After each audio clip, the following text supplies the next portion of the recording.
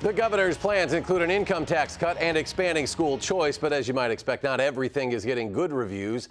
Good evening, I'm Eric Franke. First tonight at 10, we've got live team coverage on the budget. The 19th Jennifer Hoff looking at reaction from the legislature. But first, we go to Theo Keith, who is digging into the governor's budget plans. Theo?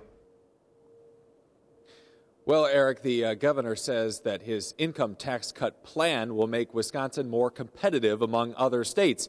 You can imagine that legislative Republicans cheered his tax plan, but at least two other proposals, they say, will face scrutiny. The Honorable Scott Walker.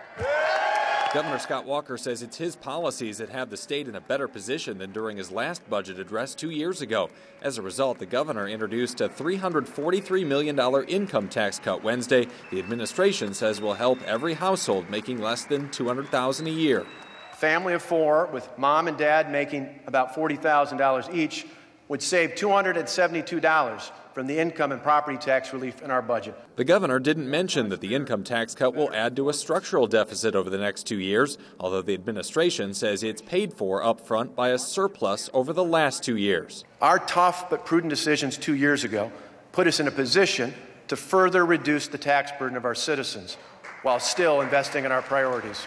On schools, Walker says he's tying K-12 funding to performance. Democrats sat in their seats for most of that part of the speech, especially when the governor said he was looking to expand the school choice program. We give low-income and middle-class families an opportunity to also choose a viable alternative for their sons and daughters. But the Republican head of the Senate Education Committee says the school choice proposal will face scrutiny in the Senate. The choice stuff may not be in the budget when it's done, or there could be some changes, serious changes that needs to happen.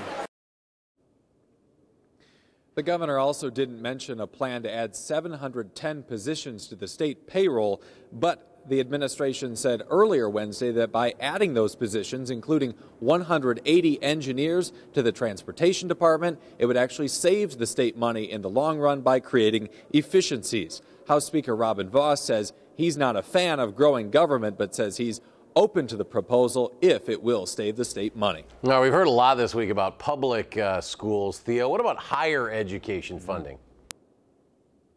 Well, the governor didn't talk a lot about that during his speech, but his funding increases have certainly won over a fan in UW Interim Chancellor David Ward, who called Walker's proposals tonight the best budget he's seen in many cycles. Eric? All right, Theo Keith, live at the state capitol. Theo, thank you.